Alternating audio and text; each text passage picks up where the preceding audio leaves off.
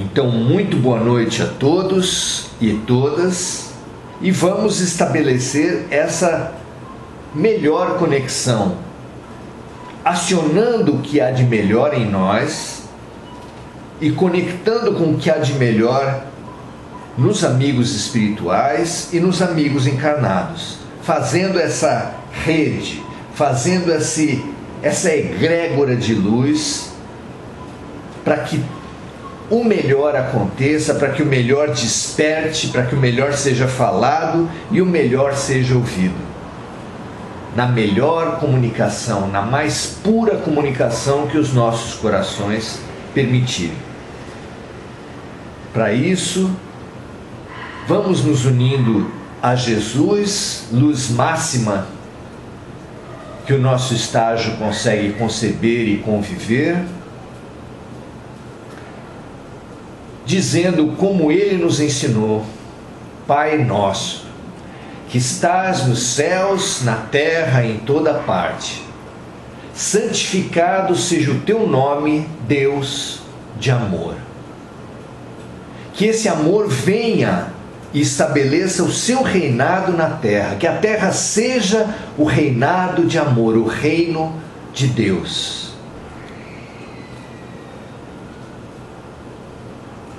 O pão nosso de cada dia nos seja dado hoje, o pão da matéria e o pão do espírito. Perdoa, Pai, os nossos equívocos, as nossas desarmonias que nos afastam do teu amor, do mesmo jeito que nós perdoamos as desarmonias daqueles que nos afastam também do amor nas relações humanas. Não nos deixes, Deus, cairmos novamente nos mesmos erros, e assim livra-nos das consequências desses erros, esse mal que nos desarmoniza, que nos contraria, que nos atormenta. Que assim seja, graças a Deus. Muito bom estar com vocês, hoje nesse nosso quarto encontro. A gente de cara já orienta os amigos que o primeiro e o terceiro encontros estão no nosso canal do YouTube. Se você entrar no YouTube e colocar Maurício Zomignani, você vai acessar o nosso canal, você pode se inscrever no nosso canal e ali você vai ter acesso não apenas a esse curso, mas também a exercícios diários, vídeos curtos de 10 minutos, em que a gente estuda o Evangelho, atualmente o Evangelho de João, pensando na mensagem do amor, e vai fazer a conexão com esses momentos anteriores. Então, seja muito bem-vindo a esse curso, seja muito bem-vindo ao Semente de Luz, seja muito bem-vindo também ao nosso canal, caso seja essa a sua opção, e oferecemos também os nossos livros para favorecer que essa egrégora não se restrinja apenas a esse nosso luminoso momento. Que assim seja, graças a Deus. Também convido a todos os amigos que aqui nessa página do Semente de Luz compareçam a todos os estudos do Evangelho que acontecem aos sábados às 16h30 com a Patrícia, aos domingos às 19h30 com o Marcelo e com o José de Mello, às segundas às 15 horas com a Marinice, às quartas às 20 horas com a Margarete, além de 2 serviços muito interessantes, muito importantes, que essa página, que o Semente de Luz oferece, que são o trabalho sobre as influências espirituais. Muita gente está sentindo essa influência espiritual nesses nossos tempos e precisa de ajuda para bem trabalhar essas influências. Acontece esse trabalho que nós chamamos de Samaritanos, às sextas-feiras às 15 horas. sempre com lives aqui na página do SEB Semente de Luz. E 2 vezes por mês, no primeiro e no terceiro sábado do mês. Mas é preciso confirmar essas datas, que às vezes por causa de um feriado muda-se essas datas, mas a princípio no primeiro e terceiro sábados pela manhã, às 9 horas, o trabalho de cura física, que nós chamamos de fluidoterapia, que abre aquelas pessoas que estão com algum problema de saúde física, abre a assistência das diferentes correntes médicas e espirituais. Tá bom? Convite feito, serão todos muito bem-vindos. Home office tem essas questões, né?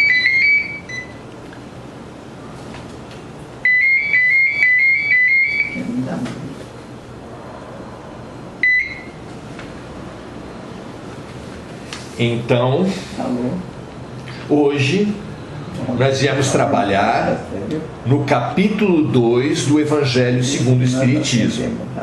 Nós orientamos lá na nossa mensagem, que a gente sempre traz no início da semana, uma questão norteadora para a gente poder pensar esse nosso estudo.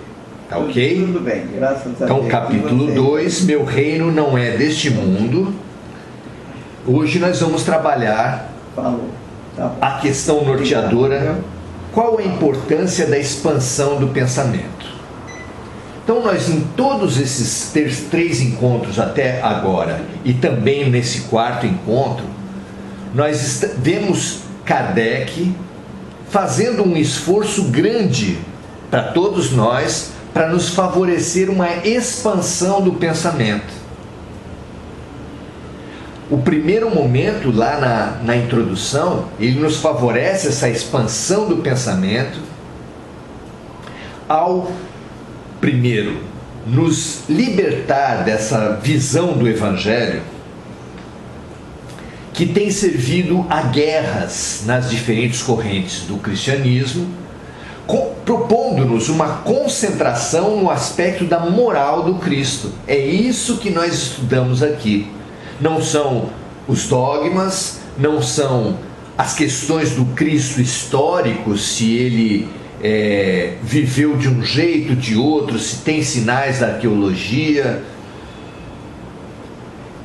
nem mesmo as questões das profecias ou outros aspectos que se pode legitimamente estudar do Evangelho. Kardec nos propõe um estudo sobre a moral do Cristo. E isso nos expande, porque essa moral, como o próprio codificador aponta, é o que nos une a todos. Se os dogmas e as visões históricas separam, a moral é inquestionável. A moral do Cristo é aquilo que une a humanidade. É exatamente sobre a moral do Cristo que ele mesmo disse que haveria um só pastor e um só rebanho, que é esse momento que a Terra hoje se aproxima, em mais poucas décadas isso estará se acentuando, no sentido de haver uma conjunção religiosa do mundo. Chega de fazer guerras, torturas e perseguições em nome de Deus, mas haverá um só rebanho e um só pastor. Alguns podem estar pensando, qual religião prevalecerá? A minha certeza é que o pastor que arrebanhará toda a humanidade é a religião do amor. Não importa a roupagem que ela se coloque, toda religião que centrar a sua ação não em ritos e dogmas, nem em conveniência, nem em poderes humanos, mas centrar a sua ação no amor, ela vai estar favorecendo essa comunhão da humanidade, essa expansão da comunidade, da humanidade em torno do amor. Num segundo momento, Kardec nos favorece, aqui no Evangelho segundo o Espiritismo, a repensar a exclusividade, porque a nossa cultura religiosa faz com que a gente pense que só a nossa religião é boa. E ali fica claro, na introdução, pela doutrina de Sócrates e Platão, que a revelação, a dimensão espiritual, já vem sendo trazida ao longo da história há muito tempo. Ali, Kardec apenas nos lembra que Sócrates e Platão já falavam da espiritualidade, e eles como base da filosofia ocidental, e sendo a filosofia base da ciência, mostra que o espírito, a diferença religião, filosofia e ciência é uma divisão arbitrária, é uma divisão de conveniência, é uma divisão de ego, que na verdade todo saber é unificado e que nós precisamos romper essas divisões para entender a sabedoria e a fraternidade como uma integração de todo o nosso crescimento, todo o nosso aprendizado, toda a nossa ciência, toda a nossa religião. No capítulo 1, então, nós vimos que Jesus disse não vir destruir a lei, que ele não se opunha, que a doutrina do Cristo não se opunha à revelação dos profetas e de Moisés. Ao contrário, ela vem complementar as virtudes negativas propostas por Moisés. Não cobiçarás a mulher do próximo, não prestarás falso testemunho, não matarás.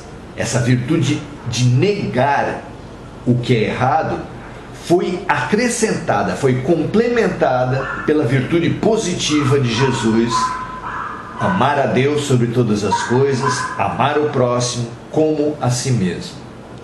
E também complementada pela revelação dos Espíritos, que dá base racional e expande todo o aprendizado, toda a revelação trazida pelos profetas, por Moisés e por Jesus.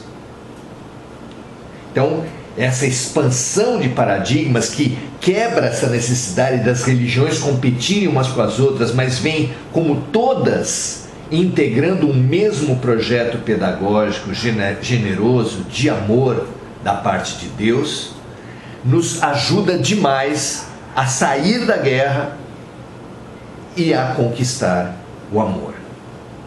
Hoje, então, chegando ao capítulo 2, o título desse capítulo 2 é Meu Reino Não É Deste Mundo. E Kardec, para nosso estudo, ele seleciona um pequeno trecho dos evangelhos, lá em o Evangelho de João, capítulo 18, versículos 33, 36 e 37, em que o evangelista nos diz assim: Pilatos, tornando a entrar, pois, no palácio, e tendo feito vir Jesus, lhe disse: Sois o rei dos judeus? Então, nota-se aqui que o contexto é o do julgamento de Jesus. Ele já havia sido julgado e condenado pelo Sinédrio, que era o órgão máximo do judaísmo, mas esse Sinédrio remeteu a Pôncio Pilatos, o governador romano da Judéia, porque o Sinédrio indicou a condenação à morte, e a condenação à morte precisava ser assumida, era uma decisão que só podia ser tomada pelo governador. Então, remetido a Pilatos, Jesus foi remetido sob a acusação de querer ser rei da Judéia. Afinal, o Sinédrio, os judeus, precisavam convencer a autoridade romana sobre a necessidade de matar Jesus. E as questões teológicas entre Moisés e Jesus, que eles pretendiam acusar, não seriam fortes motivos no ponto de vista de Roma. Então, eles tentaram acusar Jesus daquilo que mais incomodaria os romanos, que é ele, Jesus, dizer-se rei, dizer-se um poder em paralelo, em competição com o próprio poder de Roma. Então, voltando ao relato de João, Pilatos, tornando a entrar, pois, no palácio, e tendo feito vir a Jesus, lhe disse: sois o rei dos judeus? O direito romano dava ao réu, como dá-se até hoje, já que o nosso direito é em grande parte baseado no direito romano, dava ao réu o direito de defesa. Então, já que te acusam, Jesus, de querer proclamar-se rei dos judeus, diga você: sois rei? Jesus lhe respondeu: meu reino não é deste mundo. Se meu reino fosse deste mundo, minhas gentes teriam combatido para me impedir de cair na mão dos judeus. Mas meu reino não é aqui. Pilatos então lhe disse: sois, pois, rei? Jesus lhe replicou: vós o dissestes. Eu sou rei. Eu não nasci nem vim a esse mundo senão para testificar a verdade. Qualquer que pertença à verdade, escuta a minha voz. Muito interessante, muitos meandros que a gente pode explorar para tentar entender a lição de Jesus. Jesus nos diz aqui, em primeiro lugar: meu reino não é desse mundo. E daí se depreende uma série de significados. Em primeiro lugar, aquilo que o próprio Pilatos levantou: se você fala do meu reino não é desse mundo, é porque tu tens um reino, então? Sois rei, então? E ele confirmou: sou, mas o meu reino não é desse mundo. Ele veio para a terra apenas para testificar a verdade, e se ligando assim pela verdade a todo aquele que buscar a verdade. Mas o reino mesmo de Jesus não é desse mundo. Primeira conclusão: ele é rei, mas não disputa com os reis, com as autoridades da terra. A segunda: então, se ele fala que há um reino que não é desse mundo, fica subentendido que há uma outra dimensão, que existe uma outra dimensão, um outro reino, que não é ligado às coisas da matéria, aos poderes da terra, não é deste mundo. Não são deduções óbvias? E que conclusões se tira disso? Que essa verdade absoluta, única, que nós damos à matéria, que nós entendermos ser a matéria a única realidade, não é a única realidade. Que existe uma realidade para além da realidade material. Um outro mundo onde Jesus é rei. Que mundo é esse?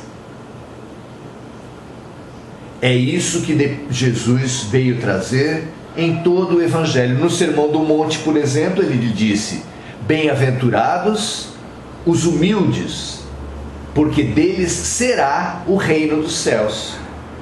Então, existe um plano, que é esse do mundo nosso, do mundo humano, da matéria, e um outro mundo, que aquele que for humilde, como na primeira bem-aventurança, que aquele que souber sofrer, como na segunda bem-aventurança, que aquele que se autopacificar, como na terceira bem-aventurança, alcançará e receberá o consolo, receberá a recompensa num outro plano. Então, essa verdade, que existe um outro plano, também é um tremendo fator que vem em toda a linha do que a gente falava antes, das gradativas e significativas expansões de consciência que Kardec vem propondo ao início do Evangelho segundo o Espiritismo. as revelações não são exclusivas. Nem mesmo as revelações são apenas das religiões, mas ciência, filosofia e as diferentes religiões, elas confluem para um mesmo saber, para uma mesma verdade. Então não há por que estabelecer fronteiras, competições, negações, guerras entre religiões, das religiões com a ciência, das religiões e da ciência com a filosofia, porque, na verdade, o saber em si, ele é uno, ele é único. A verdade é uma só, como o próprio povo diz, não é? Então, isso nos permite uma expansão enorme da consciência. Por que os religiosos devem brigar com os cientistas? Por que as religiões devem brigar entre si, se todas são uma expressão a seu modo e para o seu público da verdade? Todas revelam uma parte da verdade, a parte que aquele público está mais suscetível, está mais sensível. A briga entre as religiões é absolutamente incompreensível, inadequada, contraditória com toda a mensagem dos profetas que as trouxeram, e especialmente no cristianismo, ao profeta da paz, ao príncipe da paz, que é Jesus Cristo. Não é?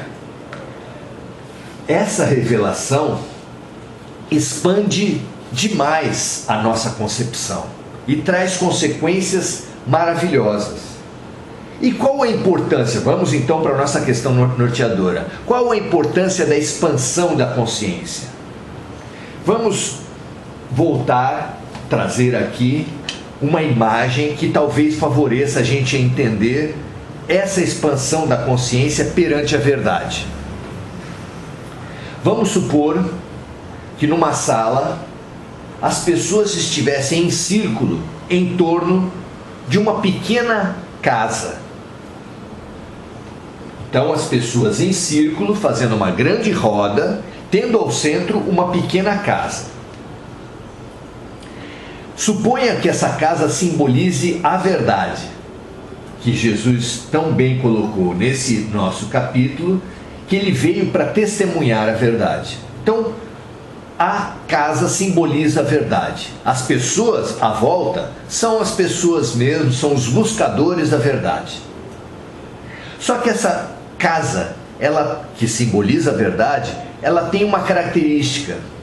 Ela tem uma cor diferente em cada uma das suas faces. A gente pode usar aqui, para facilitar o nosso entendimento, as 4 cores da bandeira.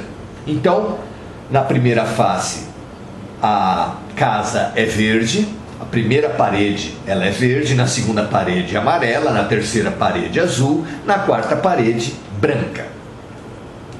Quando os buscadores da verdade olham para a verdade, que resposta eles dão? Ora, aqueles que estão voltados para a parede verde falam: a casa é verde. Não é verdade? É claro. Os outros todos vão se espantar com aquela posição desse primeiro grupo. Como assim verde? O grupo seguinte, chamado a dar a sua impressão sobre a verdade, vai falar o quê? A verdade é amarela, causando espanto outra vez em todos os outros que estão à volta da casa, à volta da verdade. E assim também vai acontecer com a terceira turma, que vai dizer que a verdade é azul. E assim também vai acontecer com a quarta turma, que vai dizer que a verdade é branca. Qual a atitude das pessoas após a posição de todos os grupos? Depende. As pessoas que forem arrogantes, elas vão humilhar, menosprezar os outros grupos, desqualificar. Que absurdo vocês falarem que a verdade é dessa cor, é óbvio que a verdade é dessa outra cor. E aí os conflitos acontecem, as brigas acontecem, porque homens veem a vida diferente das mulheres.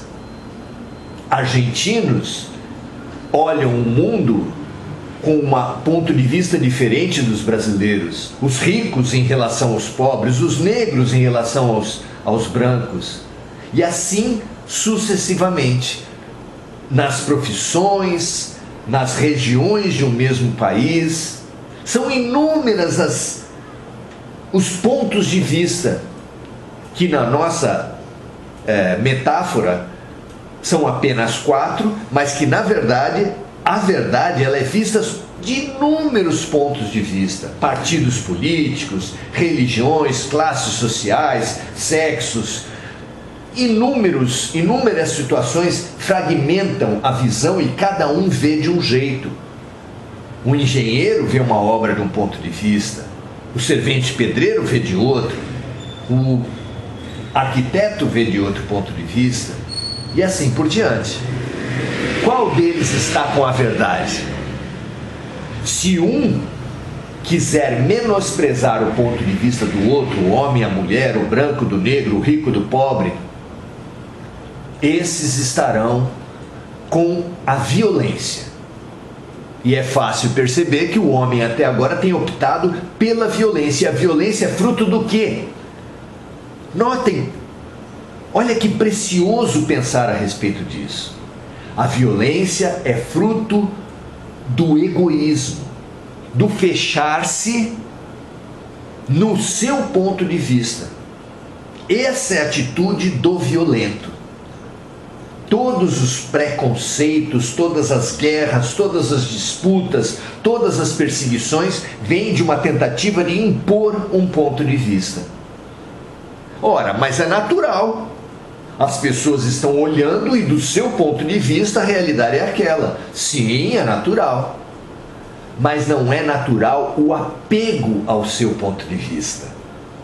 O homem não pode se apegar ao seu ponto de vista como se fosse o único, como se fosse o verdadeiro, e achar que o ponto de vista da mulher é menor.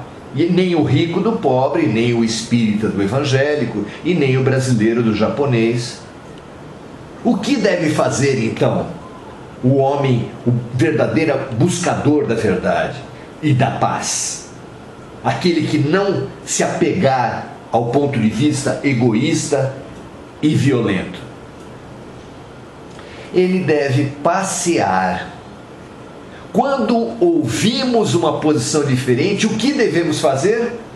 Naquela imagem das pessoas à volta de uma casa com 4 faces, em cores diferentes, assim que as pessoas do lado verde falarem que a verdade é verde e ouvirem do outro grupo que ela é amarela, esses primeiros que acham que a verdade é verde, estranhando a resposta de que a verdade é amarela, podem tranquilamente sair do seu lugar, sair da sua acomodação, sair da sua zona de conforto e caminhar para o ponto de vista do outro.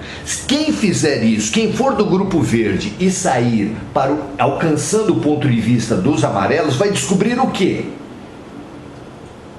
Que aquela casa, ou seja, que a verdade é verde e amarela.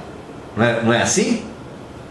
Quando o terceiro grupo falar que a verdade é azul, aqueles que ainda forem simples, humildes, que tiverem boa vontade, que não forem acomodados nem apegados, eles vão levantar-se ainda da sua zona de conforto, que vai dizer que a verdade é verde e amarela, para também darem passos na direção do ponto de vista do outro.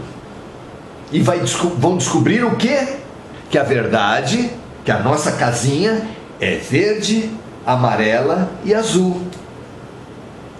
E somente aqueles que tiverem muita boa vontade, muita humildade, não tiverem fechados na arrogância e no orgulho, vão completar a sua caminhada e perceber que na verdade a casa é verde, amarela, azul e branca. essa expansão da realidade, fica clara que ela é o caminho para a verdade. E que só se consegue essa expansão rumo à realidade quem se abrir à empatia, à compaixão. Empatia é a busca de colocar-se no lugar do outro. A compaixão é fazer dessa empatia, dessa busca por colocar-se no lugar do outro, um sentimento, uma solidariedade, uma fraternidade. Essa história pode ajudar muito, caso vocês entendam assim, a nós compreendermos por que Jesus disse que a verdade nos libertaria. Por que ele disse, como regra de ouro, faça ao outro o que você gostaria que o outro lhe fizesse, que é uma expressão clara da empatia e da compaixão.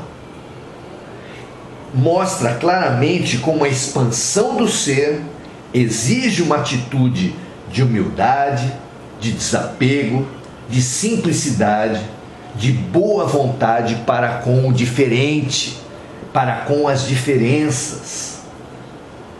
Não é interessante essa passagem? Essa metáfora? Com ela, nós somos chamados, inclusive, a entender a função da reencarnação. Porque a reencarnação nada mais é do que esse passeio. Porque se numa vida a gente vem com uma nacionalidade, com um sexo, com uma profissão, nós circulando através das vidas sucessivas, nós vamos ganhar outros pontos de vista.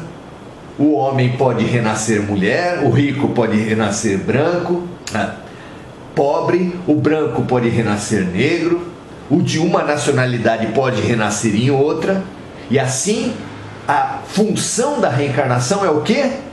Expandir o nosso ponto de vista, que pode também ser feito numa mesma vida, desde que o ser tenha essa disposição pelo desapego, pela boa vontade, pela compaixão, pela caridade, pela fraternidade. Como a maioria não tem essa disposição para multiplicar, para em uma vida fazer o aprendizado de várias vidas, nós precisamos vir cada vez numa posição diferente, para ir quebrando nossos preconceitos, quebrando o nosso egoísmo, quebrando o nosso apego. Por isso, Kardec trouxe essas expansões da consciência em todos esses momentos, desses primeiros momentos do nosso estudo. Por quê? Assim como Sócrates falou que o ponto fundamental para o crescimento do ser é a humildade, que ele expressou em só sei que nada sei, assim como Jesus colocou como primeira bem-aventurança, primeiro passo para as conquistas espirituais, a mesma humildade, Kardec aqui vem falar dessa necessidade da simplicidade, da humildade, do desapego, para que a gente não se deixe fechar nesses muros, nessas fronteiras artificiais que a cultura humana, que o pensar humano, que o paradigma humano vem colocando. Não aceitemos essas fronteiras de que ciência nada tem a ver com religião e nada tem a ver com filosofia, que as religiões são completamente incompatíveis entre si. Não é verdade. Não é verdade também que o mundo se resume apenas à matéria, à dimensão física, mas há outras dimensões. O reino de Jesus não era desse mundo, como ele deixou claro aqui. Nesse capítulo, Kardec depois vem falar que Jesus fala de uma vida futura, como nós já sinalizamos antes. Fala depois sobre a realeza de Jesus, como nós também já apontamos, porque quando ele falou o meu reino não é desse mundo, ele aponta para a própria realeza. Ele fala também da importância do ponto de vista, que foi o que nós mais clareamos naquela metáfora da casa dos buscadores da verdade perante uma verdade que é variada, que é multifacetada e que só será alcançada por aqueles que saírem do seu ponto de vista exclusivo para buscarem o ponto de vista do outro. Um homem só pode crescer buscando o ponto de vista da mulher. E o brasileiro precisa crescer aprendendo o ponto de vista do japonês, por exemplo. Não é verdade? E o rico em relação ao pobre, e o branco em relação ao negro, e o de uma religião frente a outra, e de uma profissão frente a outra. Pobreza espiritual é egoísmo. Riqueza espiritual, mecanismo para a riqueza espiritual é a empatia e a compaixão. Por ela, nós ganhamos os diferentes pontos de vista. O que vocês acham dessas reflexões? Não é maravilhoso nós percebermos como Sócrates, Kardec e Jesus se integram, buscando e propondo para todos nós, oferecendo para todos nós experiências de quebra desses paradigmas, dessas fronteiras artificiais que a mentalidade humana coloca para a gente, que o egoísmo humano coloca para a gente? E que, ao contrário, crescer para a verdade é expandir, é quebrar essas fronteiras, é quebrar essas artificialidades humanas, esses orgulhos que fazem o ser humano guerrear, brigar, competir entre si. É um convite maravilhoso de 3 luminares que se complementam maravilhosamente: Sócrates, Jesus e Kardec. O que vocês acham disso? Vamos fazer a nossa reflexão de hoje a partir dos pensamentos de cada um. O que vocês pensam?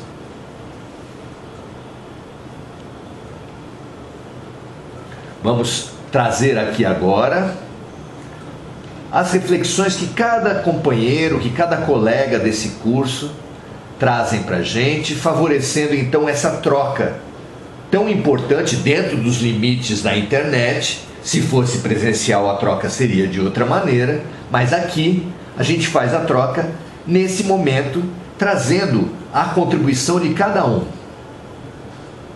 Então aqui a gente tem saúde a Miriam, Josi, o Sérgio, a Maria Carmo, a Cris, a Carmen.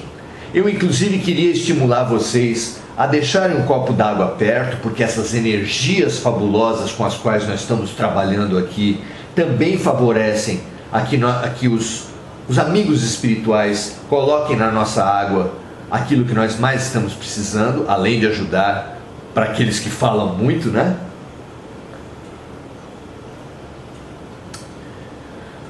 E vamos então vendo o que cada um traz para a nossa reflexão de hoje. Eliana Quiodo, Eduardo Vicente, Beth Figueiredo, Carmen Silva, Priscila Lourenço, Marcos Magrelo. Muito bom você estar aqui, Marcos, como todos os outros. Edna Tavares, Flávio Figo, Adelaide Ferreira, chamando amigos. Eu inclusive queria estimular a todos vocês que sentirem que esses nossos encontros fazem algum sentido, chamem outros amigos. Nós estamos tendo desafios enormes, e essa comunhão, essa integração entre nós vai nos dar muito mais resiliência, lucidez, capacidade de bem enfrentar os tremendos desafios dessa transição planetária. Carmen Silva, Flávia Figo, Roberta Emi, a Sandra Costa, Luciene Aparecida, Rogério. Eu vou repetir alguns nomes porque a gente acaba não lembrando de todos que já falou. Vamos ver o que cada um vai nos trazer. Vanessa, Estela, amigos de longa data, amigos mais recentes. É muito bom ter amigos. A amizade é talvez o mais significativo exercício de amor, não é? Sabrina, Vera Cabral, Damião, grande amigo Damião. Cada um vê a verdade conforme o seu ponto de vista. E isso é natural que assim seja, não é, Damião?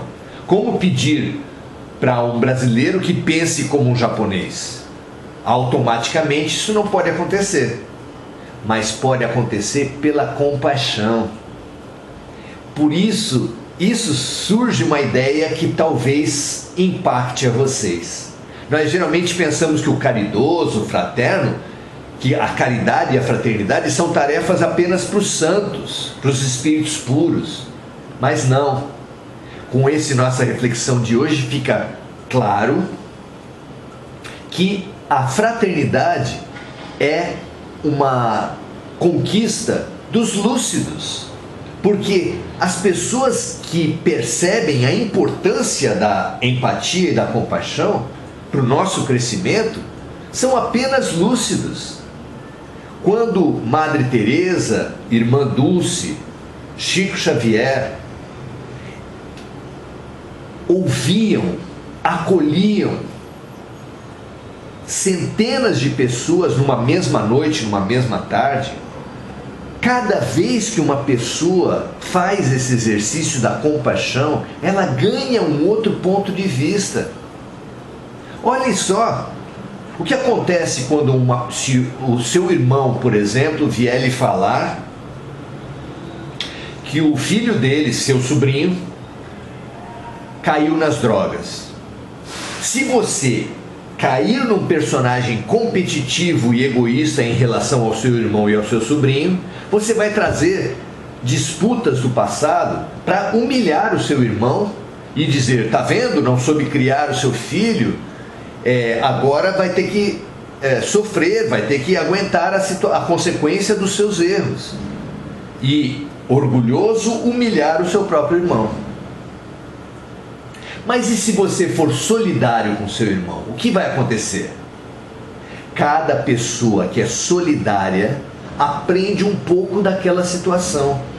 Quem ajuda um pai que tem o filho afundado nas drogas vai ficar com anticorpos, vai ficar muito fortalecido para enfrentar os problemas que ele vai ter que viver no futuro. Não é assim? É assim que a fraternidade, a compaixão, a empatia se revelam vacinas. Vacinas porque um pouquinho do problema do outro que nós ouvimos, ao acolher, ao apoiar um sofredor, vai estimular as nossas próprias defesas. Não é assim que a vacina funciona? Vai nos fortalecer para quando vierem as nossas próprias dores, nós estivermos fortes, porque aprendemos com a dor do outro. Nós que estamos tão obcecados, tão mobilizados, é a melhor palavra, pela vacina, percebamos que ouvir a dor do outro, acolher a dor do outro, apoiar o outro em sua dor, é uma vacina para o espírito, que nos fortalece e nos habilita a um enfrentamento muito mais competente às dores que nós tivermos no futuro. Por isso é que a caridade é uma tarefa dos lúcidos e não dos santos, não é? Mas é isso mesmo, Damião. A tendência natural nossa é cada um ver apenas o seu ponto de vista e com apego se fechar nesse ponto de vista, mas com humildade buscar amorosamente o ponto de vista dos outros, não é?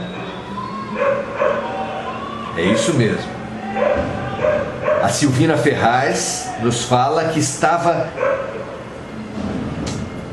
refletindo exatamente sobre isso hoje. Olha como os amigos espirituais, como os seus orientadores já vão lhe preparando para a lição, para a reflexão de hoje, não é? Eduardo nos fala assim: infelizmente cada um vê a verdade que lhe convém e mais o beneficia, e se fecha nesse ponto de vista e ainda agride os que têm ponto de vista diferente. Essa é a nossa desgraça, essa é a nossa violência, essa é a fonte da nossa infelicidade. Ao ponto que a generosidade, a simplicidade e a empatia são as receitas para a nossa felicidade. Perceber isso é um grande aporte que nós podemos receber dos amigos espirituais de Kardec, de Jesus, nessa noite de hoje. Vamos ver o que mais a Adileia. Cada um vê a sua história, é igual à história do elefante. A Adileia deve estar falando, eu já conheço também essa história, em que vários cegos são colocados para tocar, para descobrir o que tinha na sua frente, quando na sua frente tinha um elefante. Aquele que pega na perna do elefante fala: ah, é uma árvore. Porque vendo aquela perna roliça, grossa, ele pensa estar de frente de uma árvore. O que pega na orelha do elefante pode pensar que é apenas um tapete, por exemplo, uma cortina. O que pega no rabo pode pensar que é uma corda. Qual deles está certo?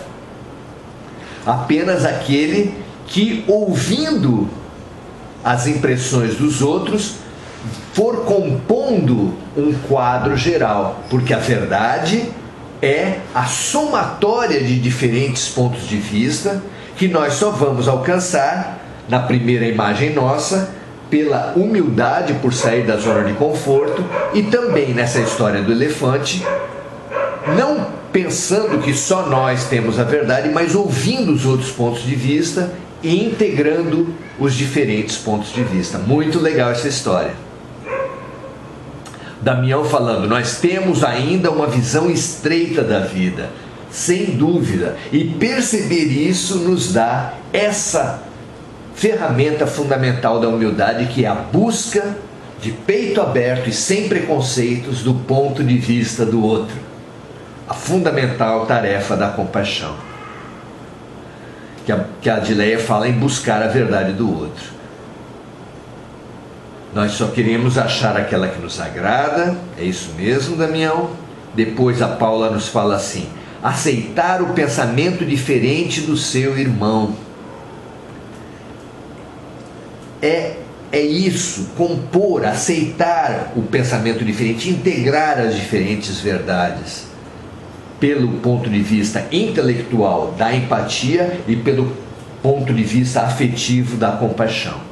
Dilma Maria: cada um tem seu ponto de vista, cabe a nós a aceitação.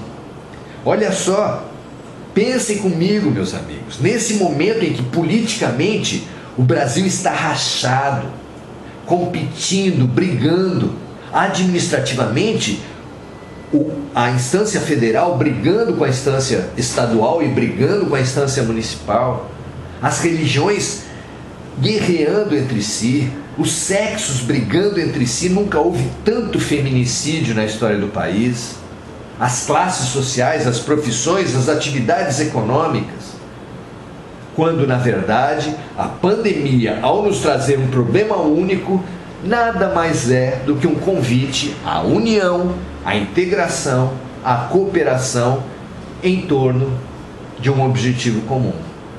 Mesmo quando a vida nos chama à integração, a gente continua fragmentado, competitivo, guerreiro.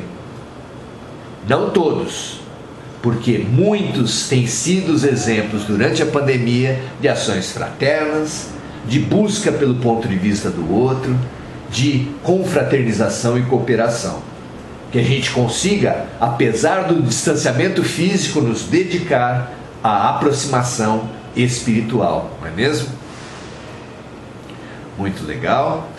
Tirar o ser humano a sair de sua zona de conforto e buscar o saber, como a Adileia fala aqui. É um pensamento para a vida, diz o Eduardo Vicente, sem dúvida. Não é só para a pandemia, não é só para esse nosso encontro, é para a vida toda. a Solange falando que é perfeita essa analogia, eu também gosto muito, acho que nos ajuda muito a entender isso. A Ana Paula Caires, muito boa reflexão com as cores diferentes da mesma casa. Basta ter empatia pelo outro, desconfiar do egoísmo, sair da zona de conforto, olhar pelos olhos dos outros. Sem isso, um pai não cria bem um filho ao tentar impor o seu ponto de vista. Um sexo oprime o outro, uma classe oprime a outra. O egoísmo, diz a Vera, cega o aprendizado do homem. A Paula diz, sim, olhar nos olhos é muito importante. Nas redes sociais não temos isso e talvez por isso vemos tantas trocas de ofensa e infelizmente é muito triste mesmo. A Helena Chiodo nos fala, a língua inglesa tem uma expressão muito legal, I have been in your shoes, que quer dizer, eu estou nos seus sapatos, colocar-se no lugar dos outros, colocar-se no ponto de vista do outro. Conflui a filosofia, a ciência pela psicologia e a religião com Jesus para esse ponto de vista fundamental da importância de sair do exclusivismo para expandir a nossa mente e o nosso coração. Acho essa expressão perfeita, continua Eliana, para mostrar que quando nos colocamos no lugar do outro, sentimos o aperto dos seus sapatos. Em português a gente diz, cada um sabe onde lhe aperta o calo, que tem uma similaridade com essa expressão, não é, Eliana? Muito boa lembrança, muito legal, muito obrigado. André Salvatore, vivemos num mundo egoísta em que as pessoas são incapazes de se colocar no lugar do outro. Façamos nós esse movimento e ensinemos aqueles que conosco quiserem aprender, não é? A Carmen, esse encontro é um reencontro espiritual. Sejamos mais amorosos, mais compreensivos, pois o amor é a força vital de tudo que nos rodeia. Gratidão sempre. Muito obrigado, Carmen, ao trazer o amor como o ponto de confluência de toda a humanidade. Alessandro Ornô nos diz assim, para praticar a empatia devemos nos despir do orgulho, da vaidade e do egoísmo. Toda pessoa sempre tem algo de bom para nos ensinar, e especialmente as mais próximas. As mais próximas foram atraídas pela lei de atração porque têm um aprendizado a fazer junto conosco. Uma mão lava a outra e as duas se limpam das suas sujeiras, das suas cracas ancestrais. A Dileia também nos diz, o homem precisa aprender que ele não é o centro, mas sim parte do círculo. E o Leandro, digo que em uma discussão há 3 verdades, a de uma parte, a da outra e a que realmente aconteceu. A Sabrina nos fala que a grande diferença dos meus sentimentos entre o ano passado para agora é nítida. O medo que me assombrou muito no começo da pandemia, agora a preocupação ainda existe muito forte, mas o medo eu estou conseguindo controlar. Não eliminei, mas já consigo. Só um momentinho.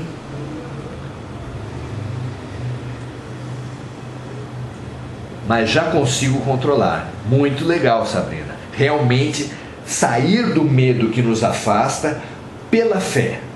O medo não é superado pela coragem, mas sim pela fé. Porque a fé nos diz que não cai uma folha de uma árvore que não seja pela vontade de Deus. Então nós hoje encerramos o nosso encontro, a gente depois conversa sobre as colocações, não deu tempo de passar sobre todas, fazendo o nosso serviço. Nós queremos fazer na nossa oração de encerramento um serviço que nós todos aqui congregados, amigos espirituais, nossos espíritos protetores, os amigos encarnados, possamos nos unir para prestar um serviço a toda a humanidade. Ajudemos todos aqueles que estão iludidos na ilusão da separatividade, achando que somos isso, somos aquilo. quando na verdade somos um espírito, temporariamente brasileiro, temporariamente ricos, pobres, brancos ou negros, homens ou mulheres.